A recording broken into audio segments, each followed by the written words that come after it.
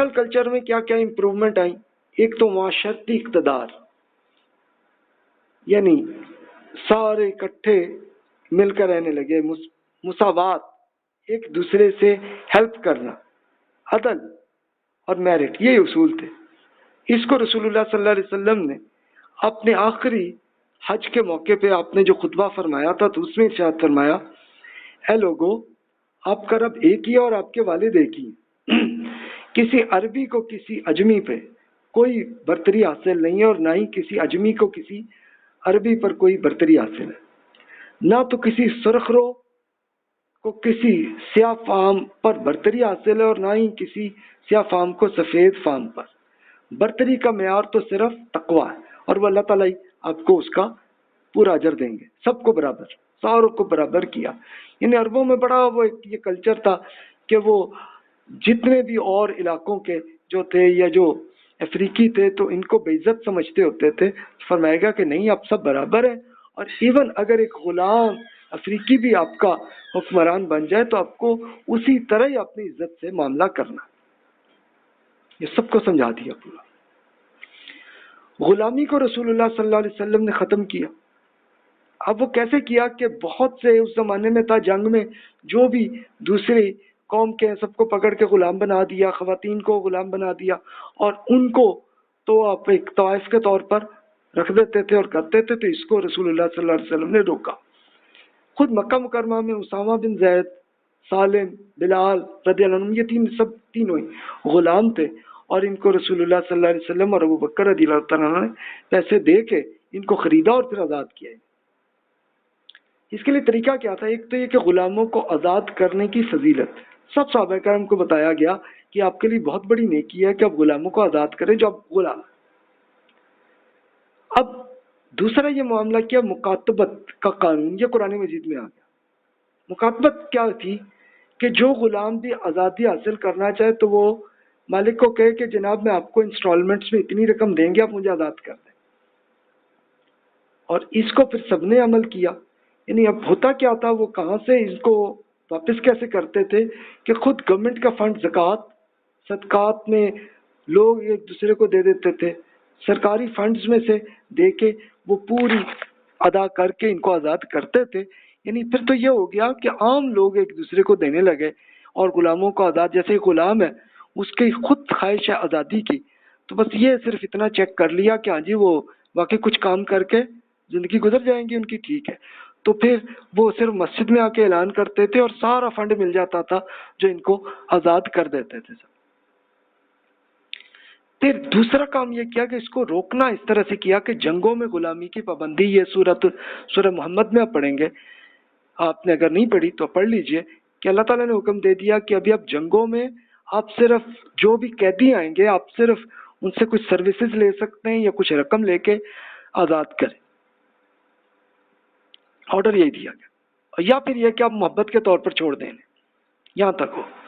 تو پھر یہاں پہ بھی غلامی بس اتنی رہ گئی کہ جناب وہ تھوڑی سی عرصے کے لیے سروس کروا لیں، اور جب دیکھا کہ بندہ سیٹل ہو گیا تو چلو جی، اس کے بعد وہ پھر مکاتبت کے ذریعے خود آزادی حاصل کر کے جا سکتا تھا۔ پھر اسی طرح آزاد کردہ غلاموں کو بھی ابھی اسٹیٹس نہیں تھا، تو ان کو عزت رسول اللہ صلی اللہ علیہ وسلم نے دیا اور ان کی شادیاں کرائیں۔ پھر تو یہ معاملہ ہوا کہ اب جیسے بلال رضی اللہ عنہ، ان کا اسٹیٹس یہ ہو گیا تھا کہ ان کے اپنے بھائی جو ہیں ان کی شادی تھی، تو لوگوں نے وہ کہا کہ نہیں جی یہ تو آزاد غلام ہے، وہ اسٹیٹس نہیں ہے ان کا۔ تو اتنے میں انہوں نے بھائی نے پھر یہ کہا بلال آپ آئے ہمارے ساتھ نا، وہ خیر ساتھ گئے۔ اب ان کا جب سنا یہ ان کے بھائی ہیں تو انہوں نے فوراً شادی کا جناب کر لیا معاملہ، ان کا اسٹیٹس ہی ہو گیا تھا۔ پھر اسی طرح یہ قحبہ گری کو مکمل روک دیا گیا کہ اب جن جن لوگوں نے یہ طوائف کا معاملہ کیا ہوا تھا ان کو سختی سے روک دیا گیا، اور ان کو پھر تو رسول اللہ صلی اللہ علیہ وسلم نے بعض لوگوں پہ جنہوں نے ریپ کا معاملہ کیا تو ان کو سنسار کرنے کی ایک عبرت والی موت اس کو دی۔ یہ قرآن مجید میں حکم ہے سورۃ المائدہ میں، تو یہ ہوا، اور کئی ایسے کیسز کو یہ ہوا کہ جنہوں نے ریپ کا معاملہ کیا ہے تو ان کو اسی طرح سنسار کر کے مارا گیا۔ تو پھر لوگوں میں بھی ایک ڈر آ گیا کہ واقعی یار اس کا اسی دنیا میں بھی سزا ملنے لگی. تو ایک یہ چینجز ہیں. پھر اس میں مزید دیکھیے تو آپ کو نظر آئے گی مرد اور خواتین میں حقوق میں توازن، یعنی مرد اور خاتون کا بالکل ایک لیول کا سٹیٹس ہو گیا. یعنی آپ یہ امیجن کریں، یا آپ یہاں کی ہماری انڈیا اور پاکستان کی جو کلچر کو چھوڑیے، لیکن وہاں پہ تو یہ تھا کہ خواتین میں جیسے اگر خاتون کو شادی کی ضرورت ہے تو وہ خود رسول اللہ صلی اللہ علیہ وسلم کے پاس آ جاتی تھی، جی ہم شادی کرنا چاہتی ہیں، آپ شادی کریں. تو رسول اللہ صلی اللہ علیہ وسلم نے کچھ مرتبہ تو کی، لیکن پھر یہ کیا کہ بھئی کہ نہیں یہ آپ کو ضرورت ہے تو ہاں جی آپ جیسے فلاں یہ صاحب ہیں، یہ شادی کے لیے تیار ہے، آپ کو اگر مناسب لگے تو آپ کر لیں. وہ مان جاتی تھی اور پھر نکاح ہو گیا، اور نہیں مانی تو چھوڑ دیے، نہیں چلیں کوئی اور ڈھونڈتے ہیں. ایفائے عہد یہ بہت زیادہ تھی، ایک دوسرے کے ساتھ جو معاہدہ، یہ ایون نبوت سے پہلے کے زمانے میں بھی عربوں میں ایک یہ اچھا تھا کہ جو معاہدہ کر لیا تو اس پہ عمل کرتے تھے. کبھی کبھی اس کے کچھ لوگ اس کو الٹ بھی کر لیتے تھے معاملہ، لیکن اکثر کرتے ہوتے تھے. تو اس پہ رہے. اخوت اور معاشرتی طبقات کی کمی، یعنی اخوت محبت ایک دوسرے میں. قرآن مجید کا حکم یہ کہ اخوان، کہ آپ ایک دوسرے کے بھائی بن گئے تو ایسے رہیے. قبائلی دشمنیوں کا خاتمہ تھا اور اس میں قربت کر دی گئی کہ خود مدینہ منورہ میں یہ اوس اور خزرج میں کوئی اچھی 10 سال کی جنگیں چلی رہی تھیں، اور اس کو ہوا. اور اللہ تعالیٰ نے قرآن مجید میں ارشاد فرمایا وَاعْتَصِمُوا بِحَبْلِ اللَّهِ جَمِيعًا وَلَا تَفَرِّقُوا وَاذْكُرُوا نِعْمَةَ اللَّهِ عَلَيْكُمْ إِذْ كُنْتُمْ أَعْدَاءً فَأَلَّفَ بَيْنَ قُلُوبِكُمْ فَأَصْبَحْتُمْ بِنِعْمَتِهِ إِخْوَانًا وَكُنْتُمْ عَلَى شَفَا حُفْرَةٍ مِّنَ النَّارِ فَانْقَذَكُم مِّنْهَا كَذَلِكَ يُبَيِّنُ اللَّهُ لَكُمْ آيَاتِهِ لَعَلَّكُمْ تَهْتَدُونَ. کہ آپس میں مل کر اللہ کی رسی کو مضبوطی سے تھام لیجیے اور تفرقہ میں مبتلا نہ ہو جائیے، ایک فرقہ پرستی نہ کیجیے. اللہ کی خود پر ہونے والی اس نعمت کو یاد کیجیے کہ جب آپ لوگ دشمن تھے تو اس نے آپ کے دلوں میں محبت پیدا فرما دی، اور اس کی نعمت کے سبب آپ لوگ بھائی بھائی بن گئے. اور آپ لوگ آگ کے گڑھے کے کنارے پر تھے تو اس نے آپ کو اس سے بچا لیا. اللہ اسی طرح اپنی آیات کو بیان کرتا ہے تاکہ آپ لوگ ہدایت پائیں. تو اب دیکھیے کہ کیسی آپس میں ایک دوسرے کی قبیلوں کی ایک دوسرے میں لڑائی جھگڑے کچھ اور جنگیں سب رک گئیں، سب معاملہ ختم ہو گیا. اس کے بعد بھی ہوئی لیکن کم ہو گیا. شہری امور ایک یہ سیوک افیئرز یہ معاملہ بہت ہوا، اور ٹاؤن پلاننگ بہت اچھی ہوئی. اب یہ رسول اللہ صلی اللہ علیہ وسلم نے اب جب مدینہ منورہ کا بڑا حصہ کنسٹرکشن وہاں پہ ہونی شروع ہوئی اور لوگ آ کے سیٹل ہونے لگے تو کھلی سڑکیں وہاں پہ بنائی. اب مثلا یہ اس میں کر لیا کہ جناب یہ کم از کم یہ 4 میٹر جتنی ہونی چاہیے، تب اتنی جگہ چھوڑ کے آپ سڑک بنائیں. اس میں زیادہ دیواروں کو رسول اللہ صلی اللہ علیہ وسلم پابندی کی کہ اس کو اتنی اونچی نہ کریں کہ پڑوسی کی ہوا نہ آئے، اس کو روکا گیا. پھر جیسے مثال کے طور پر یہ کیا کہ ایک موقع پر چراغ کے معاملے میں حکم دیا کہ بھی آپ سب سوتے ہوئے چراغ اس کو بند کر دیا کریں، اس لیے کہ اس میں یہ خطرہ ہو سکتا ہے کہ رات میں کسی وقت چراغ سے آگ کہیں ادھر ادھر نہ نکلے اور آپ کے اندر آگ لگ جائے، اس کو بند کریں. تو اس طرح کی ارشادات حدیث میں ملتی ہیں. تو شہری امور اس طرح سے مینج ہونے لگے. تو یہ دیکھیں کہ یہ معاشرت ایسی بن گئی.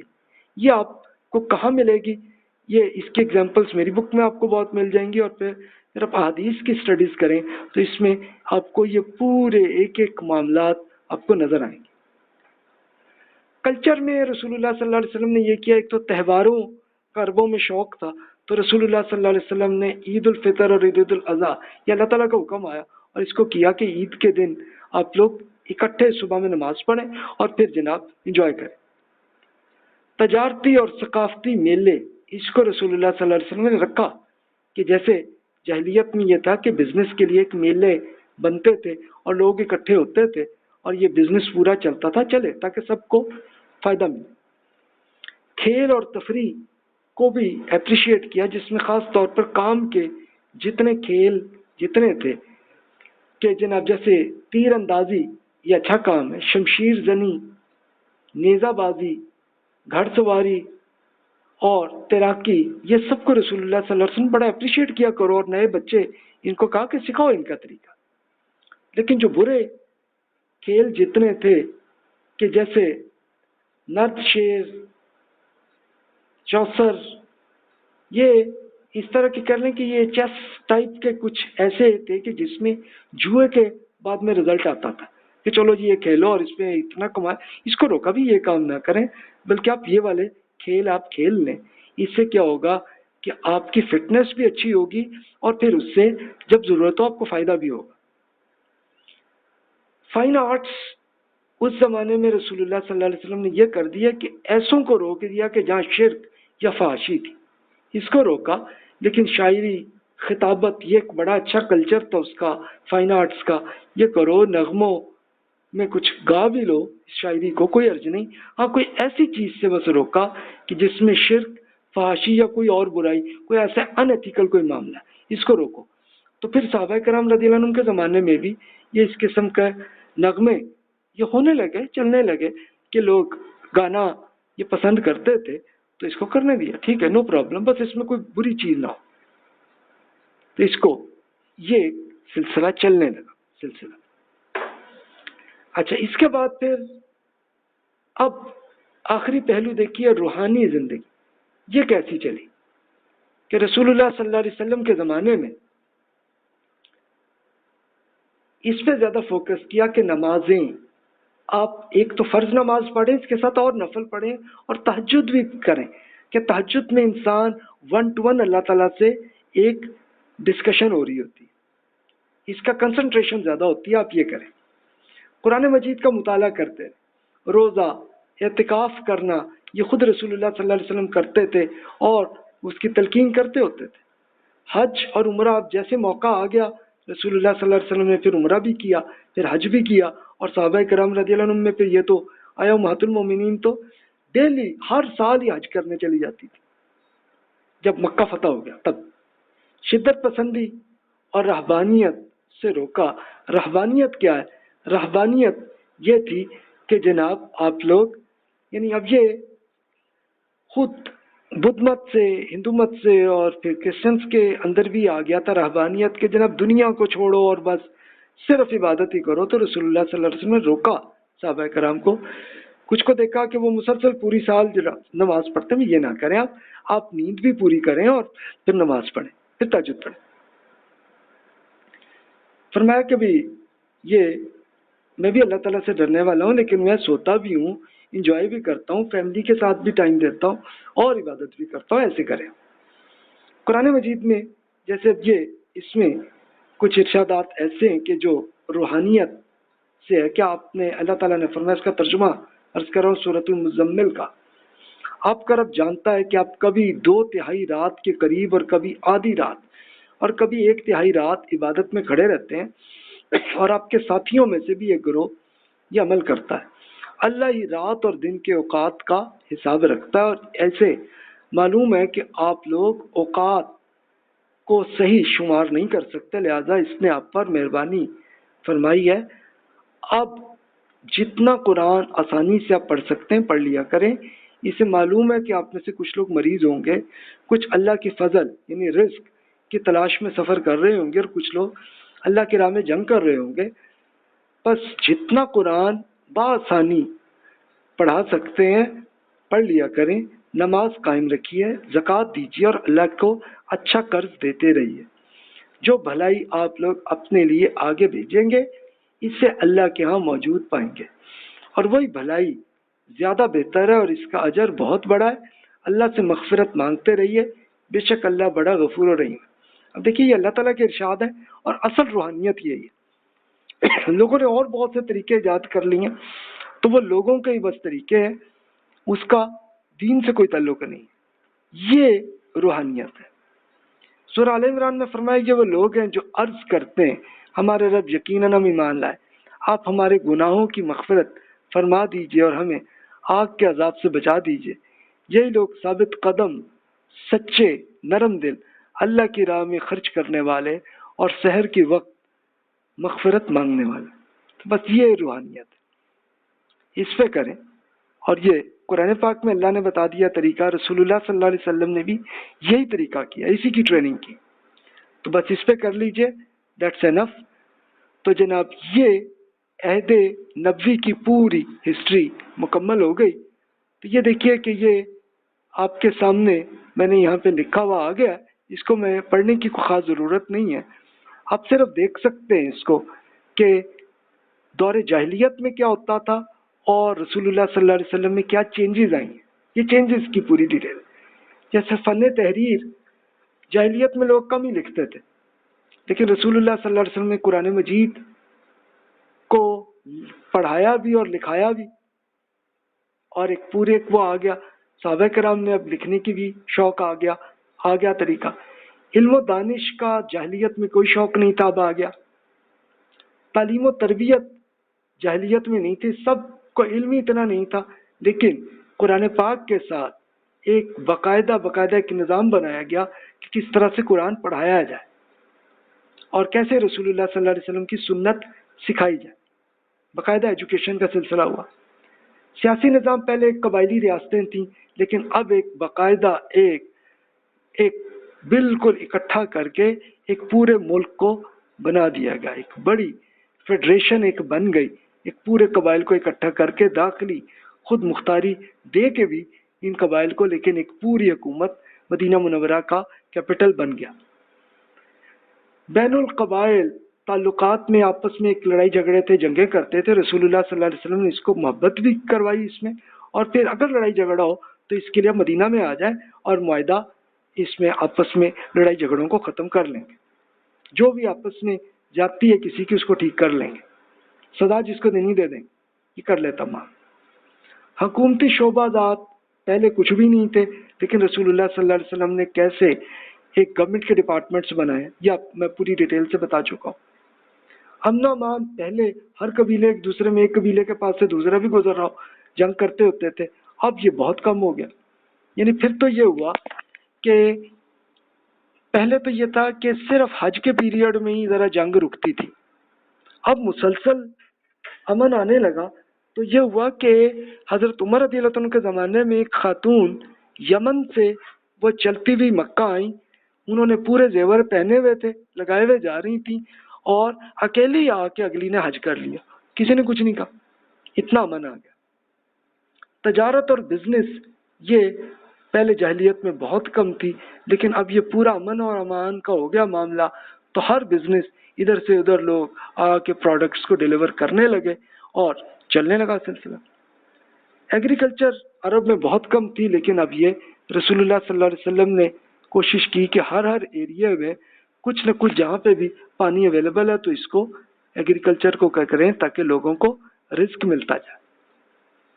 معاشرتی اعتبار سے جو پہلے ایک مہمان نوازی اور ایفائے عہد کی غیر معمولی حیثیت جاہلیت میں بھی تھی، اس کو اپریشیٹ کیا اور اس کو مزید بہتر کیا گیا کہ مساوات، اخوت، عدل، میرٹ کے ساتھ معاملہ۔ خواتین کا اتنا سٹیٹس نہیں تھا جاہلیت میں، لیکن اب وہ سٹیٹس مل گیا اور سب خواتین کی حیثیت مردوں کے برابر ہو گئی۔ یعنی یہ تھا کہ خاتون جو ہے وہ بھی پورا صحیح طرح سے اختلاف اپنے شوہر سے کر لیتی تھی۔ غلام بہت زیادہ تھے جاہلیت میں، رسول اللہ صلی اللہ علیہ وسلم نے اس کو ختم کر دیا۔ طبقاتی تقسیم بہت زیادہ تھی، غریب اور امیر، غلامی بہت فرق تھے، رسول اللہ صلی اللہ علیہ وسلم نے اسے منیمائز کر دیا۔ پھر شہری امور، سوک افیئرز کا عربوں میں کچھ پتہ ہی نہیں تھا، رسول اللہ صلی اللہ علیہ وسلم نے بہت اچھے طریقے سے مدینہ کی ایک ٹاؤن پلاننگ کر لی، اس کو اپنے ابھی کرنا ہے۔ ابھی آپ مدینہ منورہ کے آج کل کے زمانے کو آپ دیکھ لیجئے، اس سے آپ کو اندازہ ہو جائے گا کہ ایسی ٹاؤن پلاننگ اس زمانے میں بھی تھی۔ اس کے لیے آپ گوگل ارتھ میں ابھی آپ مدینہ منورہ کو دیکھ لیں۔ تفریح عربوں میں بہت زیادہ تھی، رسول اللہ صلی اللہ علیہ وسلم نے تفریح کو رکھا، لیکن جو ان ایتھیکل جتنے معاملات تھے اس کو روکا۔ روحانیت پہلے جاہلیت میں کم تھی، صرف یہ جو حنفاء تھے وہی صرف کرتے تھے عبادت، باقی لوگ چھوٹی موٹی بس کرتے تھے، زیادہ نہیں. لیکن رسول اللہ صلی اللہ علیہ وسلم نے بہت اپریشیٹ کیا، اور اس کی اصل شخصیت نماز ہی ہے. اور پھر زکوٰۃ، اور زکوٰۃ کے ساتھ صدقات اب تھے. پھر رہبانیت کو روک دیا گیا، یہ نہ کرے. اس سے کیا ہوتا ہے کہ انسان کی یہ زندگی بہت مشکلات میں آ جاتی ہے، یہ نہ کرے. تو جناب یہاں آ کے رسول اللہ صلی اللہ علیہ وسلم کی ہسٹری مکمل ہو گئی. اس کو آپ پڑھ چکے ہیں، تو آپ آج کے اس لیکچر کو مکمل ہوا. انشاءاللہ اگلے لیکچر میں اب ہم عہد صحابہ کی اسٹڈی کریں گے. اس کے لیے کوئی ایک لیکچر میں نہیں ہوگا، یہ بہت ڈیٹیل سے، اس لیے کہ کوئی آلموسٹ کوئی 60-70 ایئرس کی یہ پوری ہسٹری ہے، اس میں زیادہ ڈیٹیل آئے گی. تو اس میں کافی طویل لیکچرز میں انشاءاللہ وہ ہم بالکل اسی طریقے سے ہم ایک پوری علمی، عملی، اور پھر کس طرح سے پولیٹیکل معاملات بھی ہوئے، اور کیسے ایک باقاعدہ کس طریقے سے یہ معاملہ ہوا، اس سب کی اسٹڈی، تہذیبی تاریخ کی ہم اسٹڈی کریں گے. جزاک اللہ خیر واحسن الجزا.